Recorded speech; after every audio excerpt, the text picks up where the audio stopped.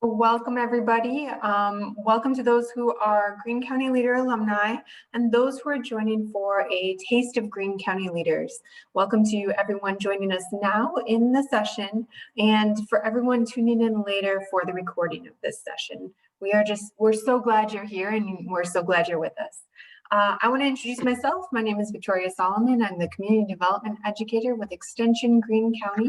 I also want to introduce my partner in this, Cara Carper. She is the Development Executive Director with Greene County Development Corporation. And I'm going to okay. I also want to give special recognition to a number of the Greene County Leader Board members. We have a number joining in on the session today. I know we have some new folks joining, and so a special welcome to you. I want to give a quick introduction to Greene County Leaders so you have a bit of a background on this.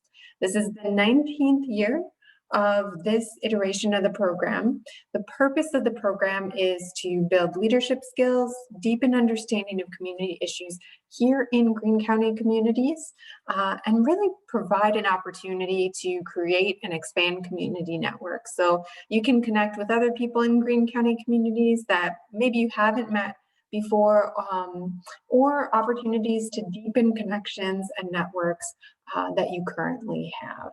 So this program, as I kind of mentioned previously, is possible through a partnership with UW-Madison Division of Extension Greene County and Greene County Development Corporation, with strong support from lots of businesses and organizations across Greene County. This is our first year going virtual. This is new, but we get lots of great feedback and want to provide an opportunity. So we also appreciate your patience and flexibility as we do this virtually. So I am going to do just a quick intro to Zoom in case this is your first time on Zoom. On the lower bottom corner, there's an icon with mute and unmute. If you're calling in on a phone, *6 will mute and unmute you. At this time, if you can please mute yourself, that would be great, just so the audio is good. Next to that, there's an icon with a video. And if you're at all possible to turn your video on, that is fantastic. We understand your internet connection may not be great, but if possible, please turn your video on.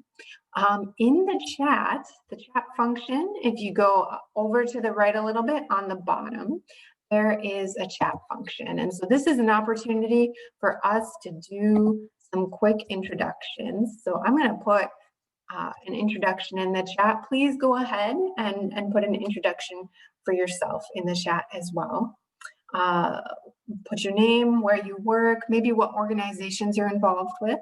As I said, I'm Victoria Solomon. I'm the Community Development Educator with UW-Madison Division of Extension Greene County.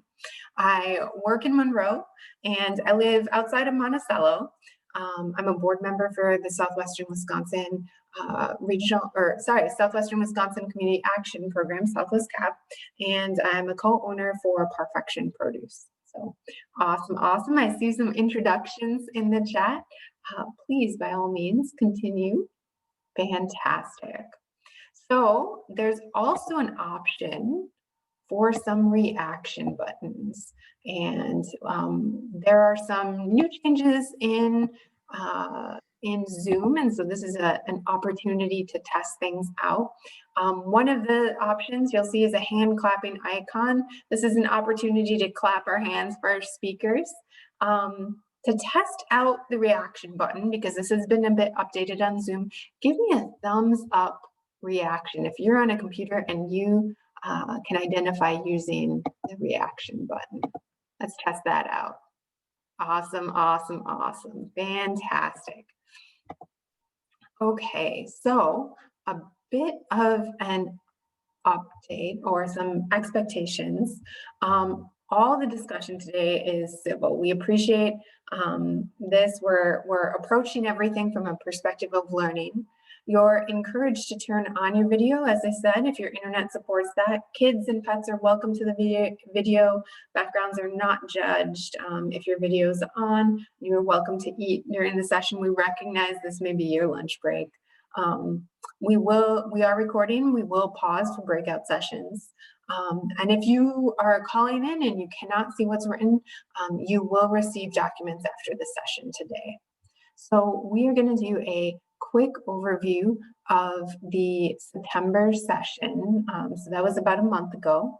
And that focused on leadership in serving communities. It started with a conversation about circle of influence and circle of control, and then a multi-sector panel with community leaders who identified how community members can help in supporting community. So we'll talk about that more in a minute because it's very much a theme that we'll see throughout our Greene County Leader Sessions this year. I want to give a quick overview of today's session on leadership in local government. So we are going to kick things off with a session on focused leadership and staying grounded in the moment. This is a hugely valuable skill for leaders. It builds off of the circle of control and circle of influence discussion we had back in September, and it's very much connected to our November session that will be focusing on civility and civil discourse. Then we're going to hear from leaders in different positions and levels of government in Greene County and municipalities in Greene County. And that's really going to be an opportunity to hear about what's going on in Greene County communities, as well as ways to effectively connect with elected officials if you haven't already done so. And so finally, after that, we will be hearing from the Greene County Clerk for information on voting in Greene County. We'll also have a couple of breakout sessions throughout, so you'll have a chance to connect and network. And we are going to end with a quick reflection on a big takeaway. So if you're an alumni, you know this is something we like to do. If you're new, you'll see a bit about what that's like. So our focus today is on leadership in local government. So let's do a quick check-in poll. I'm going to launch that poll now. So go ahead and respond to that poll.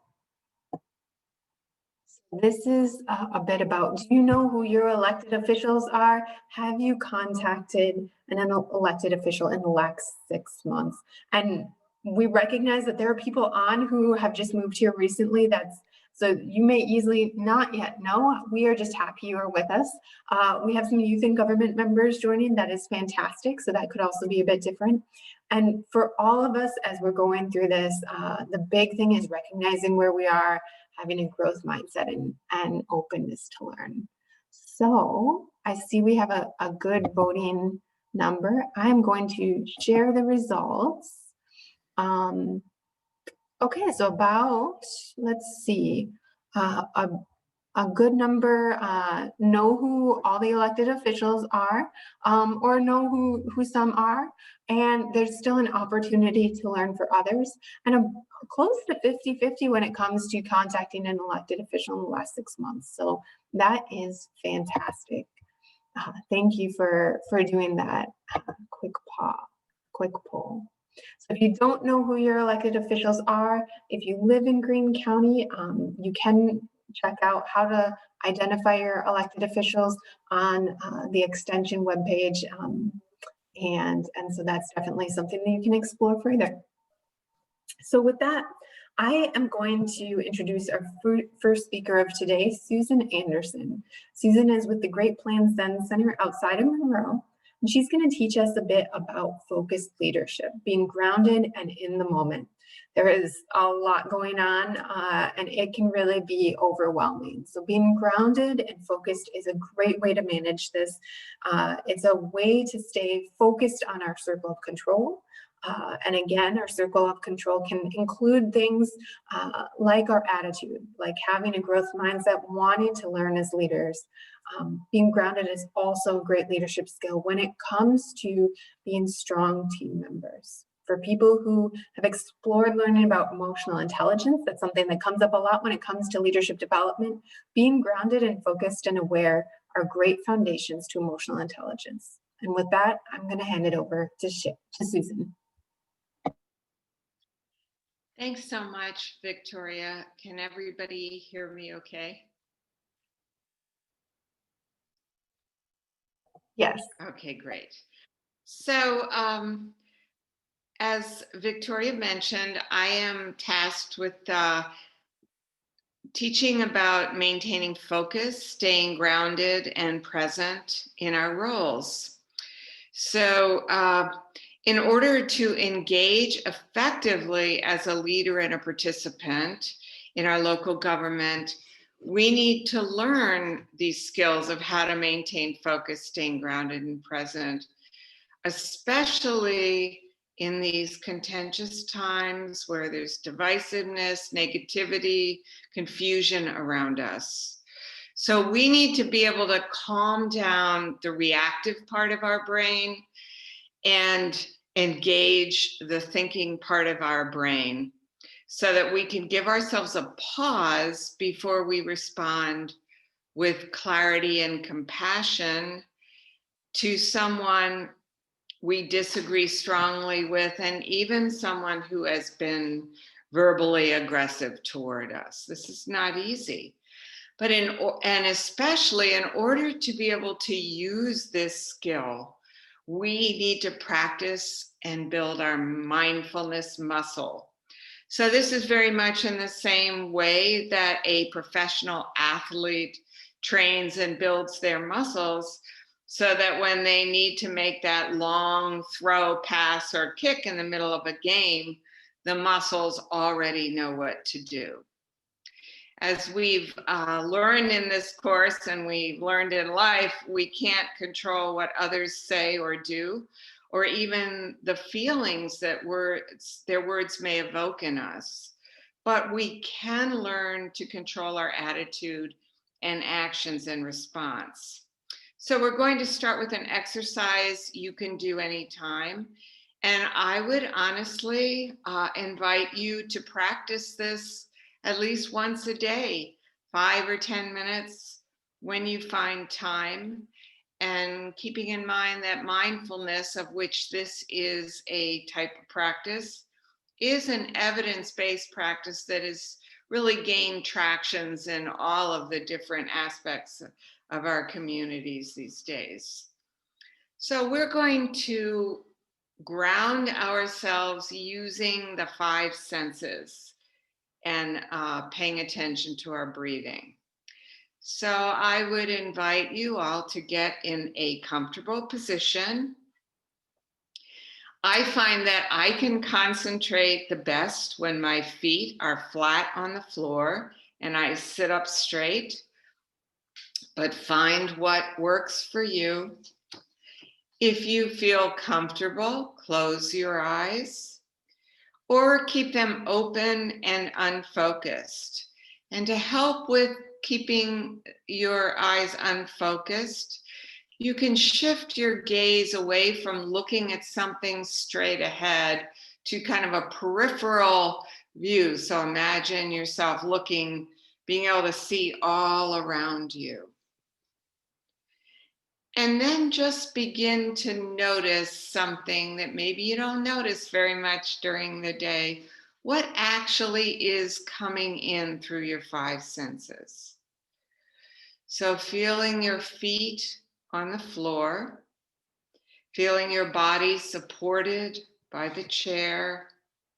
Feel points of contact between your body and the chair, or where your hands are resting in your lap or on your desk. And as you settle into your body, if you feel any places that are tense, see if you can just let that go. Now taking a few deep breaths in and out at your own pace. See if you can find all the places where your body moves as you breathe in and out. Could even put your hands on your belly to feel it expand as you breathe in and contract as you breathe out.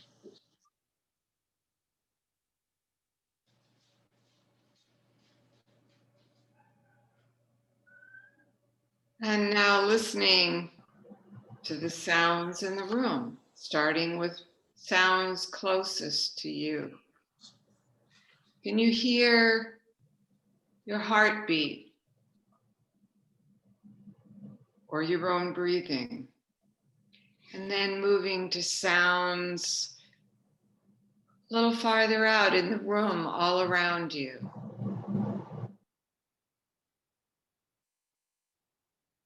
And then finally, if you can hear things in the distance, outside the window, outside the room.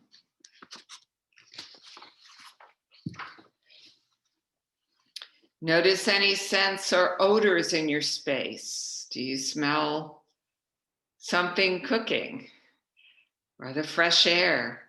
Is there a taste in your mouth or dryness in your mouth? And then if your eyes are open, what do you see around you? How light or dark is the space you're in? What colors or shapes do you notice? And can you just see what you see without judgment? If your eyes are closed, what images form in your mind? Can you just be present and observe them? And now a harder part is your thoughts and feelings. See if you can just honestly observe your feelings. No editing necessary. Do you feel bored, restless, peaceful, tired, annoyed? Any feeling is just what it is. Can you just notice the feeling without trying to push it away or commenting it internally on it?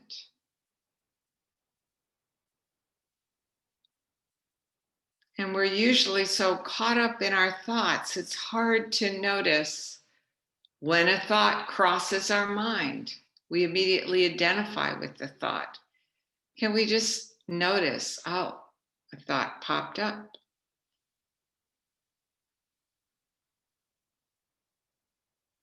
So take a moment now to open your eyes if they've been closed. Come back to the meeting and notice not only how you are feeling right now, but also notice sort of the feeling on the call, kind of that settling down that occurred. Through this exercise, we're learning to observe what's going on with ourselves, especially thoughts and feelings, without losing our equilibrium and reacting from that reactive part of the brain, the amygdala or the fight-flight part, if that means something to you. So we're training the muscle that we can use when we're in a situation in which we might otherwise react impulsively.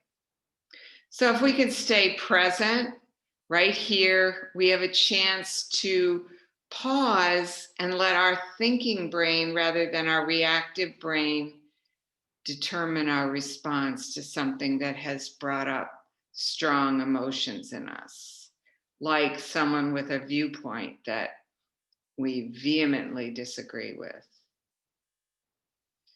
And so why is this important to you in your role? Maybe if a couple people want to shout out some ideas of why it's important to be able to stay grounded in your role.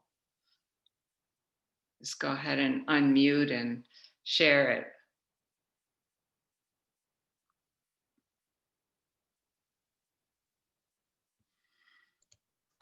Is that better? Also, if you want to put something in the chat, you could put something in the chat if you'd rather not unmute yourself. That's an option as well.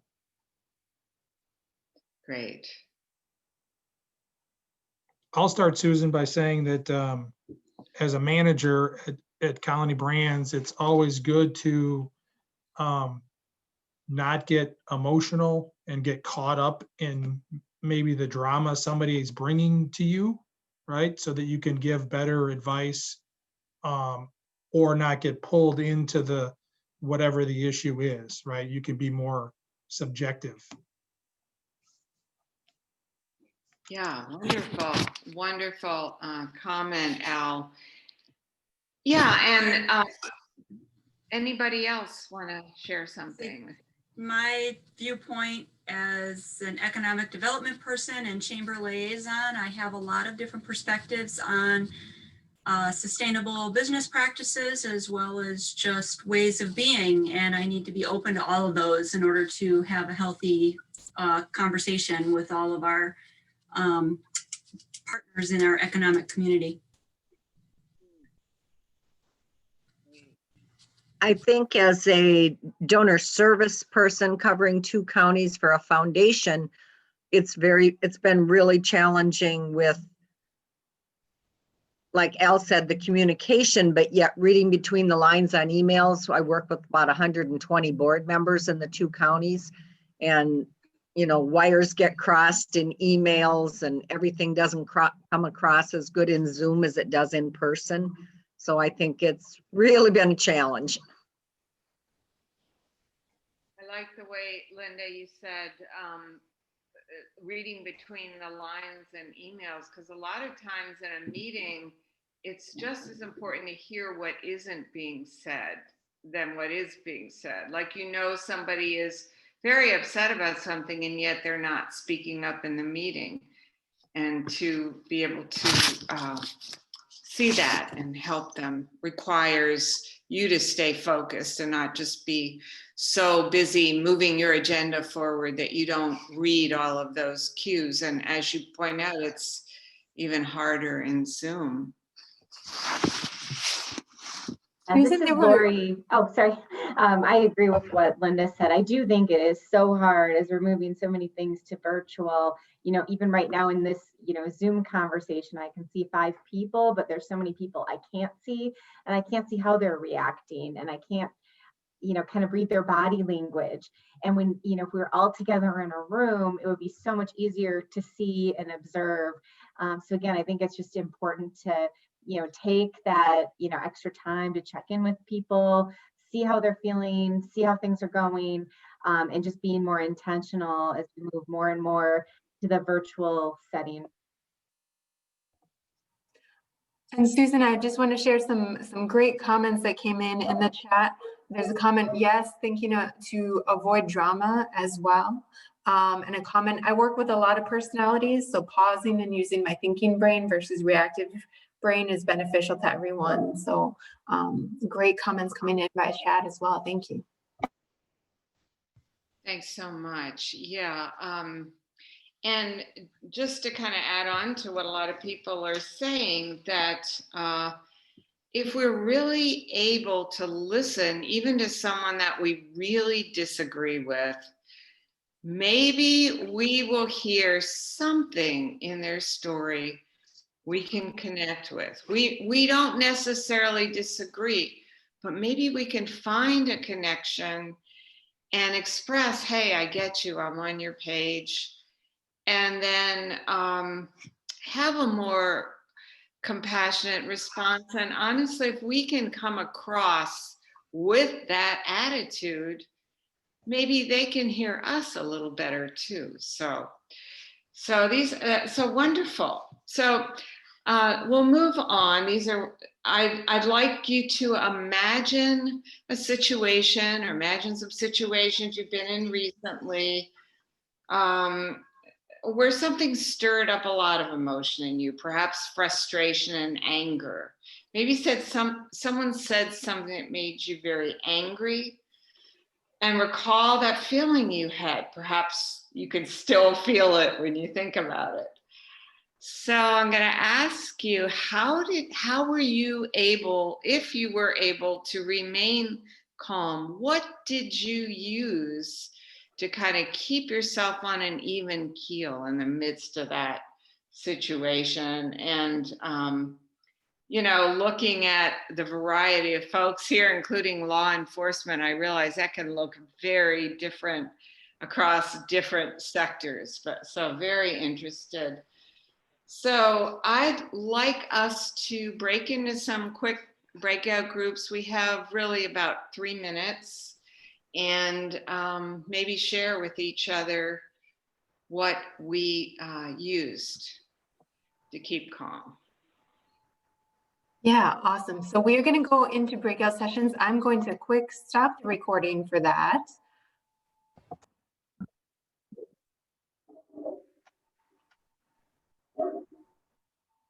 So I know we have people coming back in from the breakout sessions.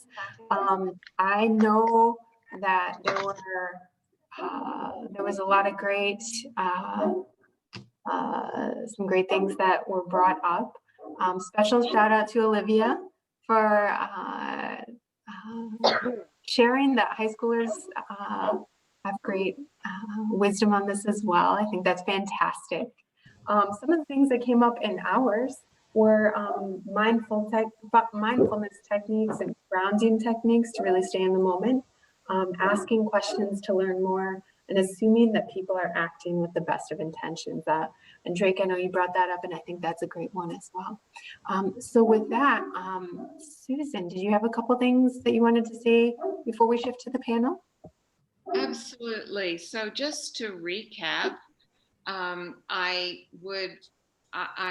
inviting you to try to make this a practice when you're not, you know, having a difficult moment, so that when you do need it, you can quickly access it.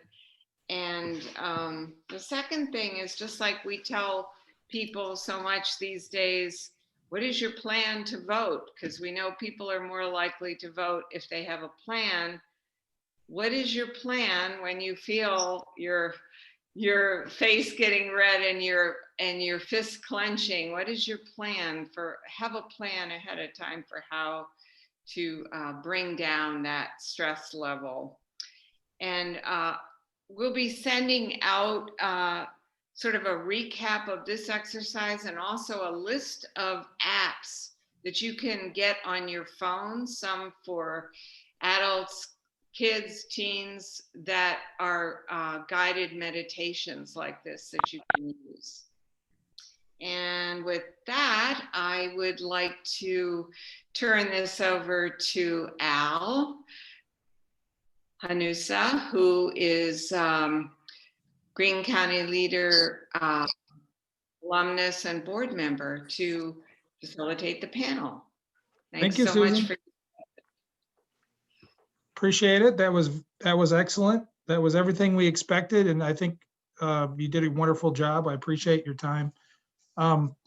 Like Victoria said, we tried to start the class with a little bit of a self-improvement, a way of kind of helping people better understand themselves and help them maybe in their day-to-day life. So I think that exercise was great.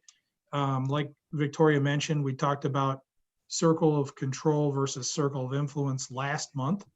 So that was another good exercise. So as we kind of layer these things together, hopefully we're helping you, give you tools or remind you of tools that maybe you've been exposed to in the past that you can use when the situation arises. We've got a great panel of people today. So I'm gonna kind of introduce them briefly for you. First, we have Brian Wilson. He's with the Village of Belleville, Village Administrator. We have Drake Daly, also a Village Administrator with the Village of New Glarus. We have Erica Roth with the Greene County Board. And we have Richard Thoman with the Monroe City Council and with the Greene County Board as well. So welcome to the class panelists. And I sent out, so everybody understands, when I do my facilitation, and this is a technique I use, Susan, is I give them a list of the questions I'm gonna ask them. So that's gonna hopefully reduce any tension of what I'm not gonna do any surprises, right? So they know what we're gonna ask. And then I kind of try to stick to it as best as possible. So that's my technique. So I'll start with Brian. You all had the, you all had the questions I was going to ask. We know that as elected officials, you guys all have these things that happen to you, maybe not daily, maybe daily. You get phone calls, you get questions, you get passionate people. So maybe start with Brian and we'll work down the list. How do you keep yourself grounded and civil when things get heated?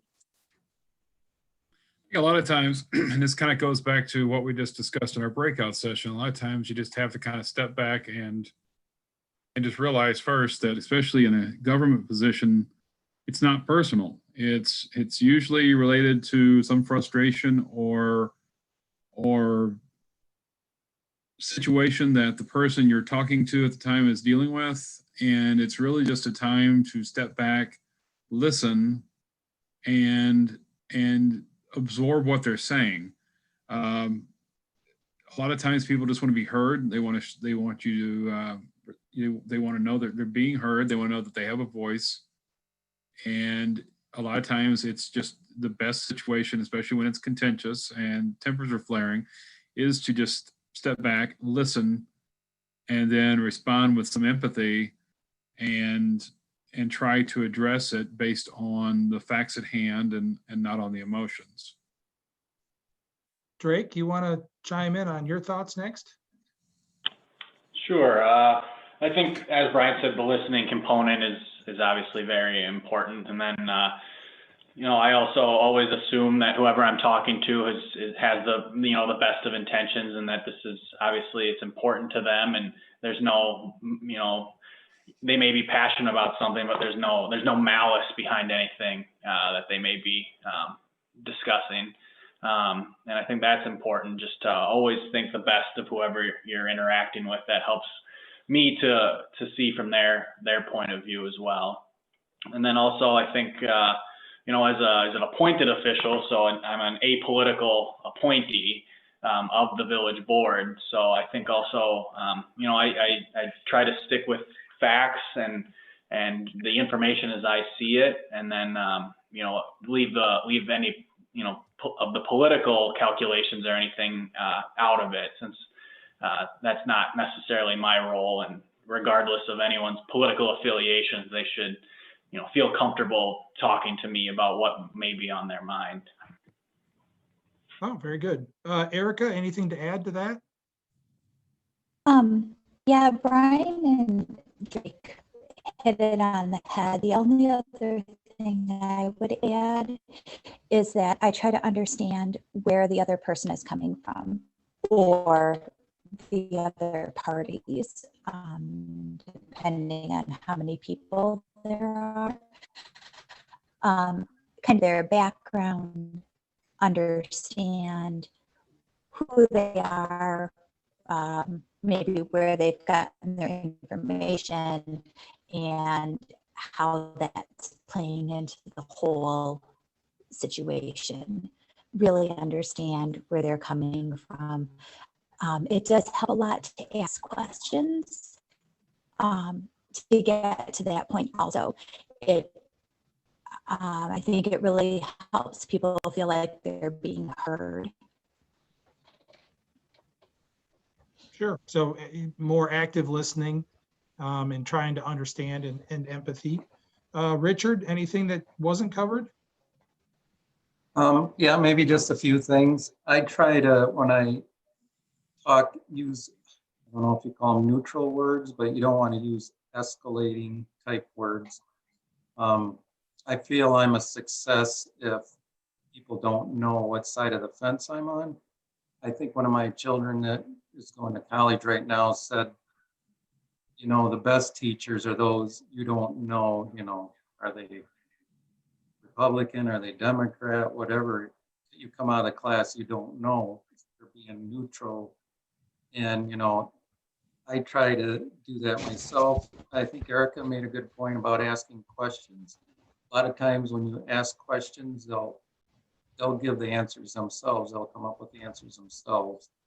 And, just look at the big picture. What's the end result we want here? What are we trying to accomplish? And keep things calm and civil. It's so important. the body language and tone are important, Yes, right? You're yes. not escalating. Right. You're trying to de-escalate. Very interesting.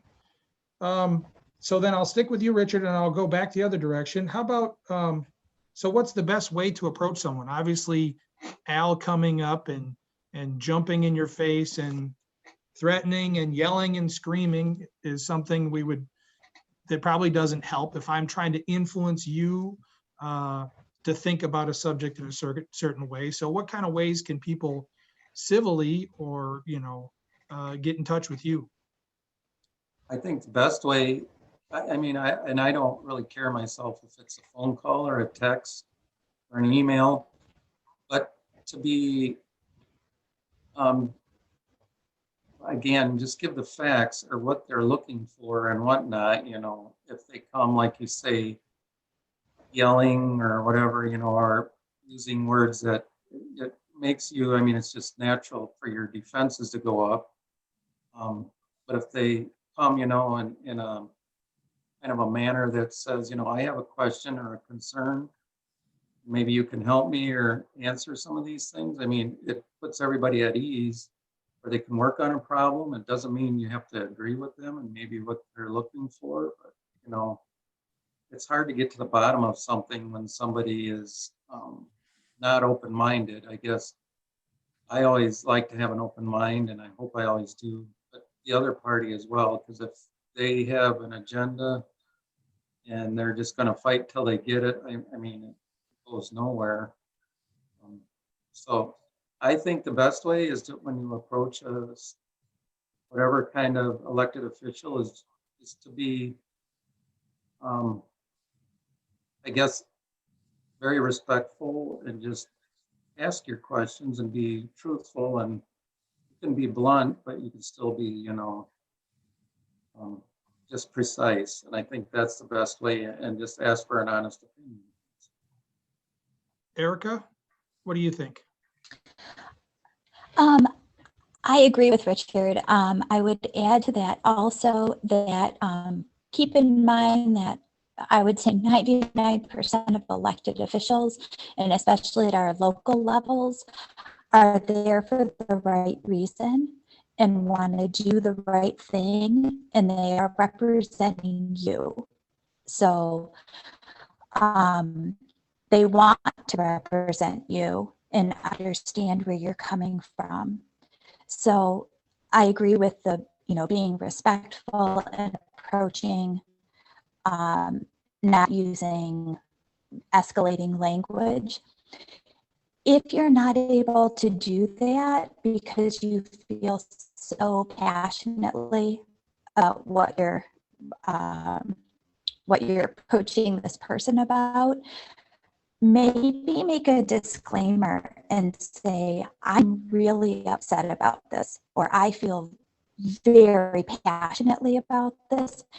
It will set us up as the person who's listening to you as a way to know to de-escalate, to take that step back right from the get-go, to be able to automatically separate that feelings from facts,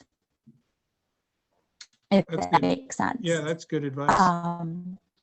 It just helps put some calm through the whole situation if you can admit and bring out that you are already very passionate about this. Drake, anything to add? I think one thing just to remember when thinking about approaching a government official or anybody is not to be afraid to. I think, there's a lot of times that people will have waited to call me or haven't called me and have an idea about something that's going on that's not accurate at that time. And so really just, calling and asking, just saying, I've heard this, what's going on? Usually there's some sort of explanation or story that hasn't maybe hit the rumor mill yet that can be easily explained or give a better understanding. So obviously it's always nice when, people come to you and they're polite and cordial and even if they're upset, but, I understand when people are upset, and as long as it's not, no one's shouting personal attacks at me or something like that, it's all acceptable, and I understand that. And, but yeah, I would prefer, if someone is upset with something, that they actually do call me to talk about it, so that maybe I can provide another point of view, or at least give some background on why a certain action was taken. Brian, anything to add? I would say, and I've been kind of unpacking this, kind of the reverse of how I listen to people. I guess ideally, if I could give cliff notes or cue cards to someone about how to approach an elected official, I would say, don't assume that that the person knows that you're upset. Let them know that that the situation, like someone else said, let them know that the situation upsets you. Don't presume to understand what the officials' take on it is. So far as I would not start the conversation by saying, "You let this happen. You don't care," because you don't know that, and maybe they just weren't aware that it was happening. And maybe just because everyone at the coffee shop's talking about it, maybe no one's actually bothered to call Village Hall and say, "Hey, there's an issue here." You might be the first person to tell them this, and you might be surprised at how fast they respond to it. Don't forget that most elected officials, especially at the local level, are either working full time and doing this because they want to serve their community, or they may be retired and want to put some time back into the community. They don't do this necessarily as a full-time job, and so they may not be aware of everything that's going on at that moment, and they're certainly not getting any personal benefit by having something go wrong, but I can guarantee you that every one of them wants to make the community better. So just keep in mind you're dealing with human beings, and people make mistakes. So it's kind of like that, the movie Office Space, where the guy says every time he screws up, he has like 5 bosses that tell him what he did wrong, except you have more bosses than 5, right? Yes. A little bit. So we can remember that you guys are our neighbors. I think you guys mentioned that, right? You're our neighbors. You're our friends. You live in the community. So it's not like you live in Milwaukee and represent us. You live here. You work here, and you're passionate about the community. So all those are good things for people to remember when they interact with you guys. How about, what are things that if somebody wants to get more involved with their community and maybe be more than just a phone call or an email or a conversation, what are positive ways that maybe they can get involved? And I'll start at the top again with Brian. I would say let someone know that you want to be involved. Talk to if you run into an elected official, or you email them and let them know that, hey, I'd like to be considered for any openings on any commissions or committees. Some communities, they will actually advertise out when they've got openings coming up. And sometimes in some communities, they just kind of go off of a list of people who want to volunteer and be involved.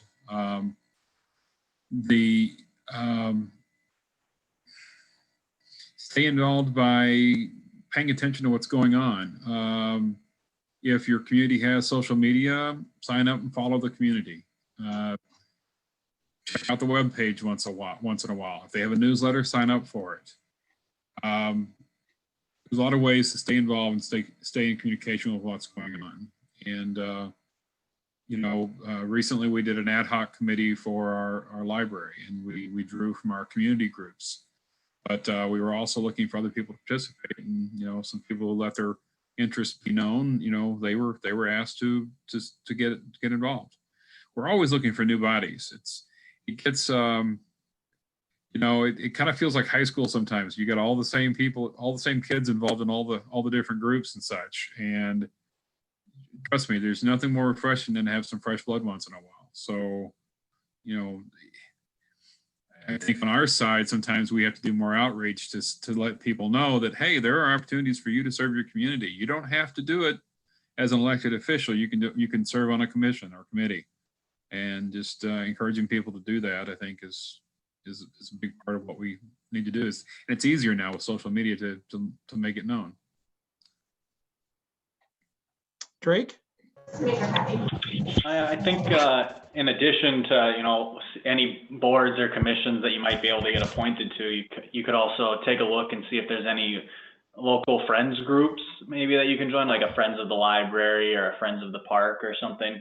I think a lot of communities, especially smaller communities, are often, strapped budgetarily speaking, and there's probably a laundry list of things that your local government would like to do to improve the quality of life in the community, but they aren't able to do each of them every year due to budget constraints. And so sometimes having, a friend group that kind of adopts a project or does a fundraiser maybe to get new picnic tables or get some new piece of equipment for the library or some other way to support some of those features that the residents would like to have, but that the village, in my case, the village maybe hasn't been able to get to or won't be able to get to for a couple of years. Erica, any comments from you? I would just add that attending some meetings would be good, at least from the county perspective. Our meetings are all open to the public and they are woefully unattended by the public. So if there's something you're interested in, there's probably a committee or a department in the county that deals with it. And you could at least start by going to those meetings. And the more you're seen at those meetings, the more apt you are to be appointed to a citizen work group or to lead something or an appointment. And I also liked, I think it was Brian's suggestion of talking to people and letting people know. So let the county clerk know or our chair of the board know that you are interested in serving on a committee or getting more involved. It's an excellent way to start. So when are the board meetings, Erica? If somebody was interested in going to a Greene County board meeting? Okay, so the Greene County Board typically meets the second Tuesday of the month in the evening at 7 o'clock at the historic courthouse on the square in Monroe. We also offer virtual attendance now with the pandemic. And all the committee meetings, so all the committees that county board supervisors are also on, meet throughout the month as well. All meetings are listed on the Greene County website. So if you go to the Greene County website, there's a little down in the right-hand corner, it says upcoming meetings. You can click on that and get all the information for all the meetings that are coming up. And I assume that's the same, Brian, that you talked about with Belleville. You guys would have that on the website and the same as New Glarus. Yes. Yep. Richard, any thoughts? Yes, yeah, go to the website. You can see when the meetings are and committees. Like Erica mentioned, people need to attend. Brian brought up a great thing when he talked about coffee shop, because I'll go home from meetings and I'll hear all these things, what we discussed or what we're doing, and it's like, that's not even close. You guys need to get the facts, and how things morph into other things. And myself, I'll be honest, I grumbled and stuff about things, and my wife said, why don't you, because there was an open position on the county board, nobody wanted to fill it. So I did get involved, and I'll be honest, there were things I leaned one way on, and when I got on the county board, I realized, well, maybe it's not so much that way, but just, listening to coffee shop rumors or whatever, you should attend meetings and get involved. And I tell people that, and they're always like, no, they don't want to. trust me, we don't do it for the money, or at least I'm speaking for myself, but I think the others would agree. It's because we want to improve our community and be a help. So maybe, maybe we can kind of end with going back around. What's one thing, maybe Richard, that, what's one big thing that maybe you could tell us that's going on in one of your groups that maybe people don't know about? Something that you're trying to do or you're trying to promote to make either the county or the municipality a better place? You want specifics? I guess I was. It's up to you. You can be vague if you want, or you can be specific. Okay, I guess at the city level, I know we're trying to do some things to strengthen one of our departments, fire department and whatnot. And I think a lot of people don't understand kind of what is going on with some of that. I hear it a lot, both spectrums, both ends, and I think we need a strong, like I say, fire department, because car accidents they respond to, maybe not fires as much. Actually, people think of them as firefighters, but they do so many other things that I don't think people understand, and we need a strong department and unity there. And that's something we're working on right now. And I mean, hopefully we're going in the right direction.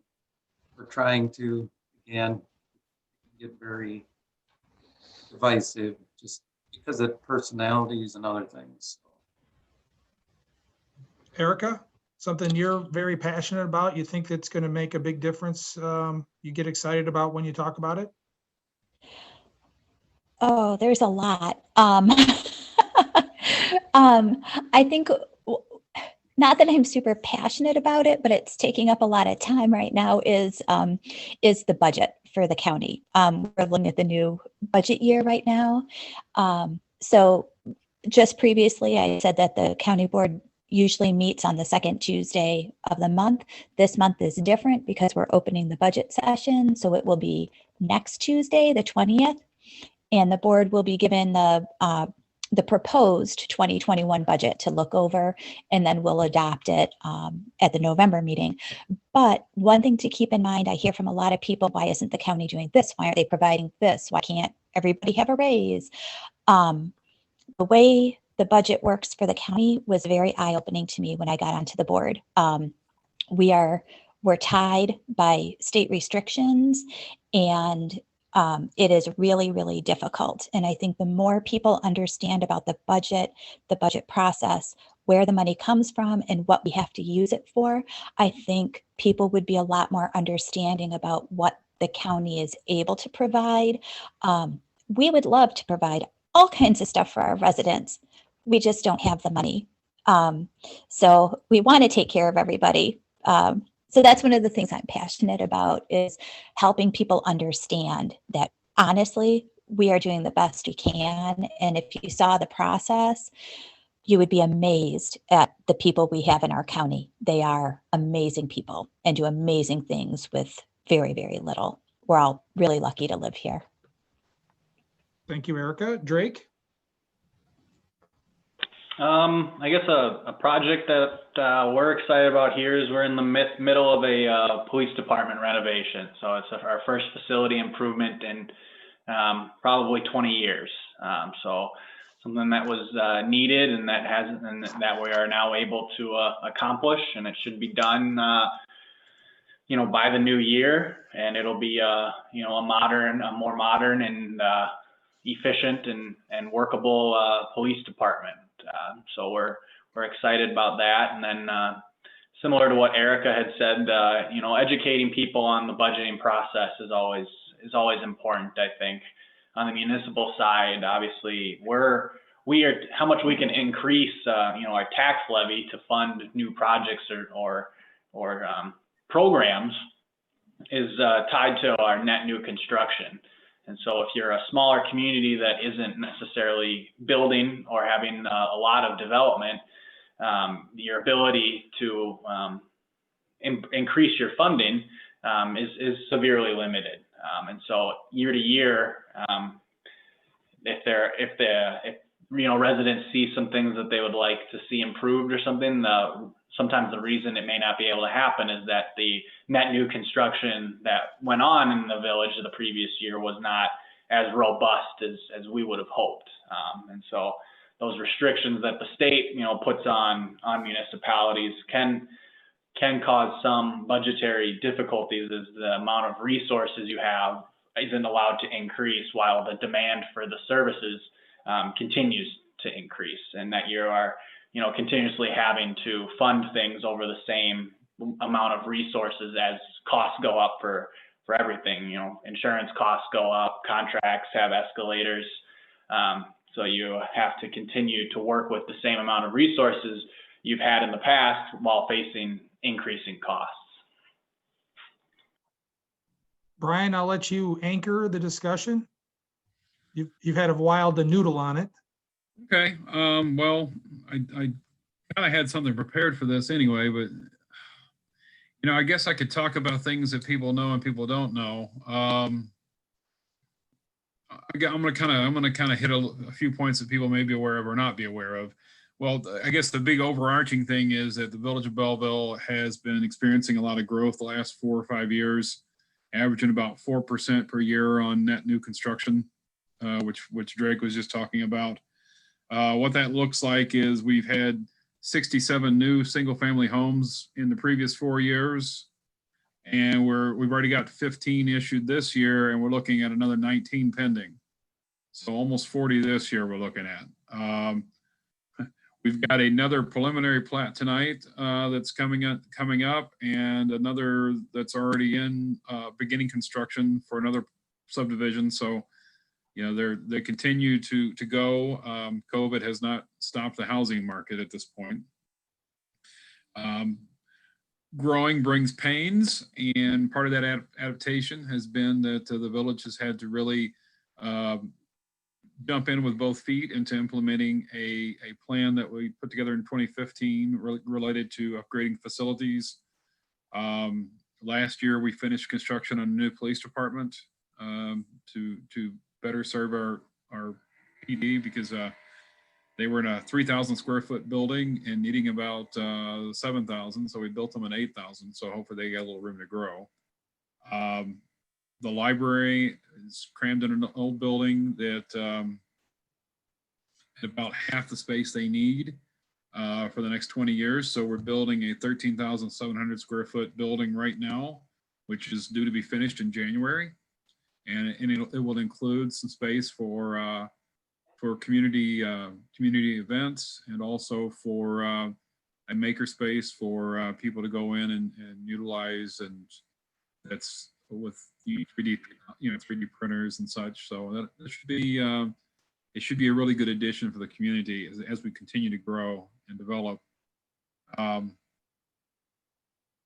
would think that from the village side of things, we've had to adapt. We've had to make some changes. We've had to streamline some processes and automate some processes. Almost all of our forms this year with COVID, we've updated to being fillable forms that we can just email and people can sign electronically and send in. We've all become, I think, experts on video conferencing, because that's what all of our meetings have been since March. And otherwise, we brought on a new position that was actually a merger of 2 part-time positions we had. We had a graduate student for 2 years as an intern, and then we had a business retention expansion position we'd started half-time. Both those positions went away this year, and they merged and became Becky Olson, who's our full-time economic development and marketing specialist. And she handles all of our social media, all of our changes to our webpage, all of our newsletter, and anything else outreach wise. So she's our connection point with businesses and residents. Anything comes out related to COVID, we send it out to businesses through Becky. That's been a great addition for us. I think that's really made us be more proactive, because that was one of the first things we found out from our first year of our BRE program, was that the village was perceived as not being forthcoming and communicative enough with businesses. We weren't being proactive enough. And now with Becky, we're able to do that. So we're trying to make sure that the message gets out there and that people can reach us. And I think that's going to be very good overall. Thank you, Brian. I appreciate it. I just want to thank everybody from the panel for your time. It was probably a little scary when we sent out an email that said, hey, we'd like you to be part of a panel. Hopefully we've done okay, and we've stuck to the principles we kind of set forward as a Greene County Leaders Group. Again, we want to walk the walk. We practice civility. We try to have good conversations and open and honest conversations. And like I said, I appreciate Brian and Drake, Erica, and Richard for taking your time to join us and for the service that you guys give to our communities. Thank you very much. I'm now going to hand it over to Arianna. Arianna was with the city of Monroe, and she's taken a position as a Greene County clerk. And she's going to talk to us a little bit now, I think, about voting and voter registration. Arianna, are you on? It's going to be awkward if you're not on. It's going to be very awkward. She's on. She's on. Can you hear me? Yep. We can hear you. Awesome. Thank you. Okay. Hello, everybody. I will apologize that you guys don't get to see my mug today. I had to send my laptop home with one of our employees that's on quarantine. So we are, feeling the wrath here as well. But Victoria asked me just to talk a little bit about what the county clerk's office does. So I'll just start off by giving you guys an overview. Our office handles the issuance of marriage licenses, child work permits. We do dog licenses for the county. We do tax deeds for delinquent property taxes. And then the biggest thing our office handles is elections. So it's been a really fun, bumpy, crazy year election-wise. I always say there's no better way to learn than to just get thrown into it. So everything is learning a lot this year. A lot of new things, a lot of old things that are getting brought up. So anyways, long story short, I am going to talk to you guys about voting. I think Victoria wanted me to touch on voter registration and absentee voting. So I will start with voter registration. Today is actually the deadline to register to vote by mail or online. So online registration will close at 11:59 tonight, and any registration submitted by mail must be postmarked by today to be accepted. After today, the only opportunity voters will have to register ahead of Election Day is to register in person in their municipal clerk's office, or they can register at the polling place on Election Day. So a couple of points on the voter registration. To register to vote, you need to provide a proof of residence document.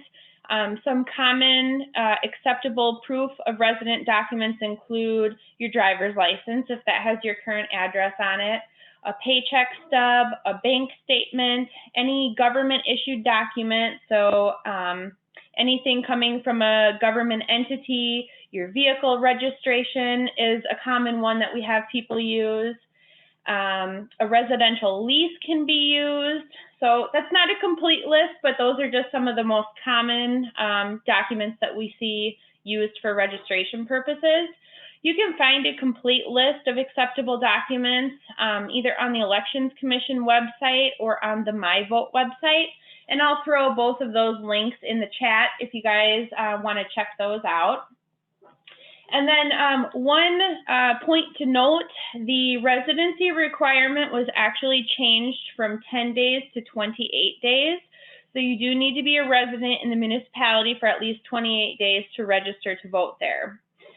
If you have not been a resident for 28 days, there are still options for you to vote for the presidential candidate only. There is a special registration form that you would fill out to do that. And then you also would only receive a ballot with the presidential contest on there. So if that applies to you, you can talk with your municipal clerk about what options you have for that. There are also some options to vote for federal contest for people that previously lived in Wisconsin but have moved and only don't meet their new residency requirement, so they can still vote from Wisconsin in federal only contests. So that's another option there. If any of those situations do apply to you, I would encourage you to reach out to your municipal clerk and they can get you set up with the proper applications so you can make sure you can vote. Does anybody have any questions on voter registration?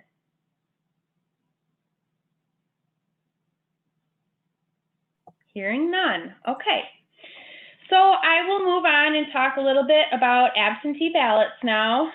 So as we all know, the volume of absentee ballots is drastically increasing beyond anything that we have ever seen. There are several mailers that have gone out over the last month and a half or so, encouraging voters to vote absentee. So the deadline to apply to receive an absentee ballot by mail, and so the application method for that would include online, email, or fax, is the 29th of October by 5 p.m.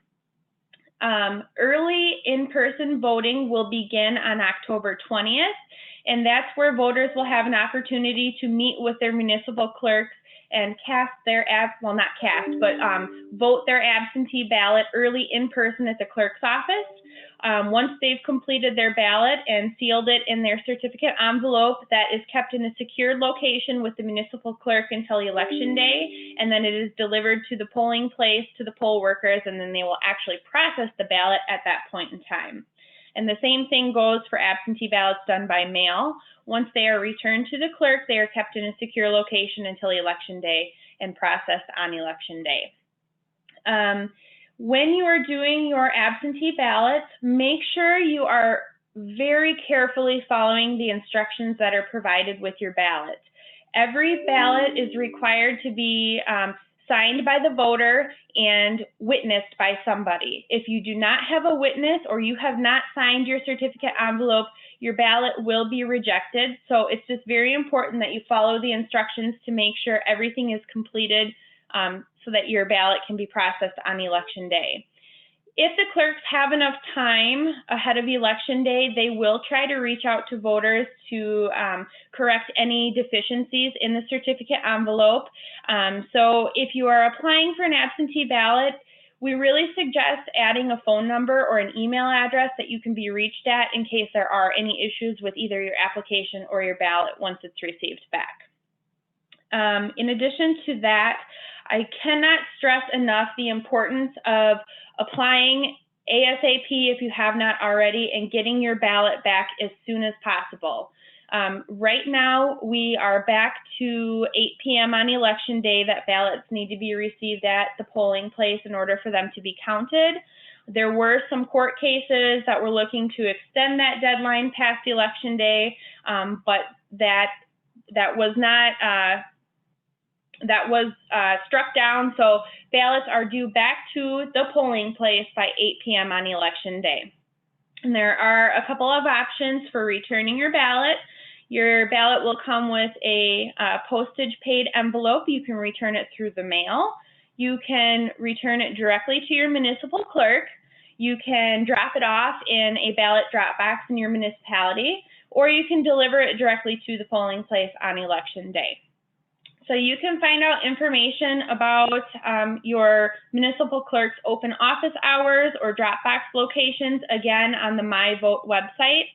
The MyVote website has a ton of great information on there for voters. You can register there, again, through 11:59 today. You can request your absentee ballot there. You can look up information for your municipality. Again, like I mentioned, the polling place, Dropbox locations, early voting days and times, and then you can look at sample ballots on there, and there's just a lot of really great information on there. So again, like I said, the deadline to register to vote is today. After today, electors must register in their clerk's office. That will end on Friday, October 30th at 5 o'clock p.m. So if you do not get registered by that deadline, your only option left is to register on election day. And make sure you bring your proof of residence with you and a photo ID to vote.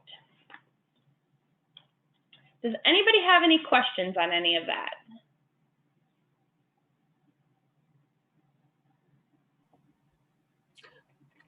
So I am not seeing any questions. I just want to say huge thank you for sharing. There are a couple links in the chat if you are not familiar with them: elections.wi.gov and myvote.wi.gov. If you can legally vote in the U.S., please just be thinking, what is your plan to safely do so, safe for you and safe for the awesome poll workers? You know, they're our neighbors. They're our neighbors. I was talking to Al before the meeting today, and you know, especially if you've been in Greene County for a while and you've you know, voted for a while in one place, you may recognize and know your poll workers. So huge shout out and appreciation to them for everything that they do.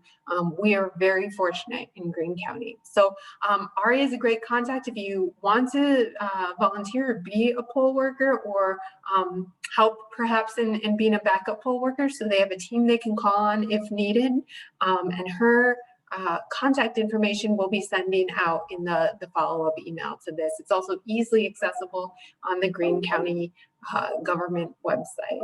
So yeah, huge thank you, Ari. Thank you for sharing today and for everything that you do. It's fantastic that you do. Thank you. Thanks for having me. Awesome. So I know we just have a couple minutes left, and at the same time, there's still a great opportunity to connect with fellow participants. We are going to go into breakout sessions again.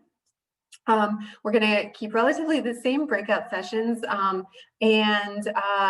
so you've done introductions, but please share like one sort of takeaway or lesson you have from the session. Also, feel free to do any sort of good news sharing. Anything that you want to celebrate, feel free to share. So I'm gonna pause the recording and open up the breakout sessions again so that you can, again, one takeaway or lesson from the session and any good news sharing you would like to do.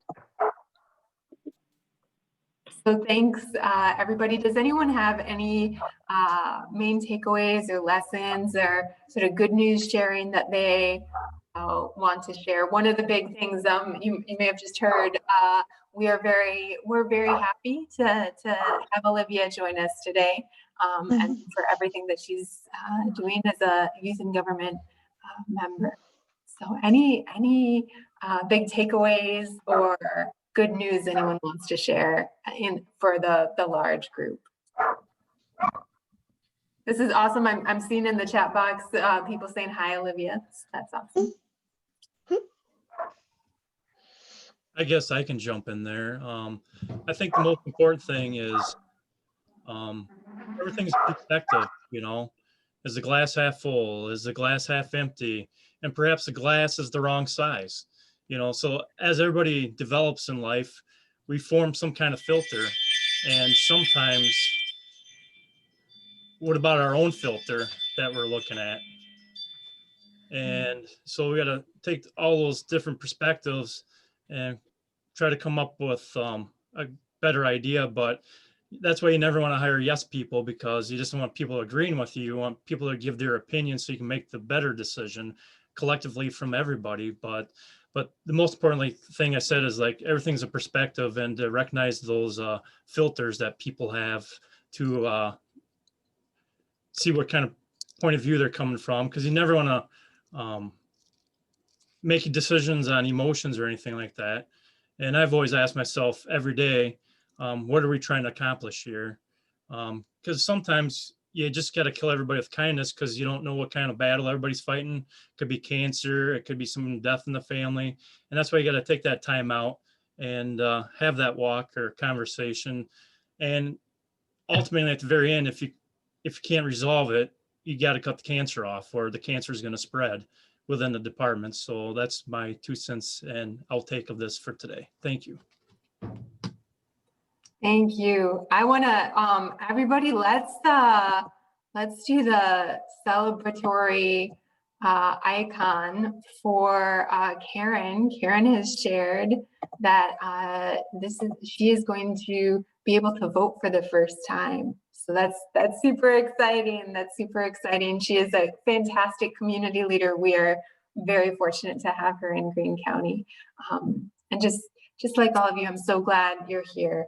So I just want to quick share, you know, in September, we were intentionally looking at how we can explore focusing on our circle of control, understanding our circle of influence. Today we looked out, in September we looked at supporting our communities. That was kind of a theme today as well, and sort of focusing on building some skills like grounded leadership in a way to keep things civil.